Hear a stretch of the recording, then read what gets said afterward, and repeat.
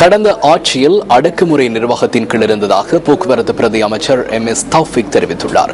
திருகோணமலையில் இன்று இடம்பெற்ற நிகழ்வு ஒன்றில் கலந்து கொண்டு உரையாற்றும் போது அவர் இதனை கூறியுள்ளார். 2014 ஆண்டு புதுமை பரிசில் பரீட்சையில் சித்தி பெற்ற மூதூர் முஸ்லிம் பெண்கள் கல்லூரி மாணவர்களுக்கான பரிசளிப்பு விழா போக்குவரத்து பிரதி அமைச்சர் MS தௌஃபிக் தலைமையில் நடைபெற்றது.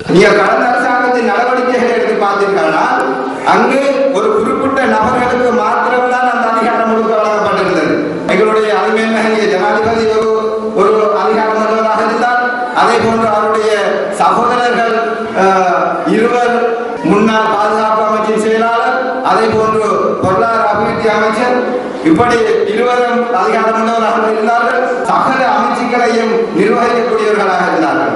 முன்னாள் ஜனாதிபதி வெளிநாட்டு பயணம் செல்வதாக இருந்தால் நான் நினைக்கின்றேன் ஒரு 150-200 பேரை அவருடைய பரிவாரங்கள் பட்டாளங்கள் அனைவரையும் அழைத்து செல்வார்.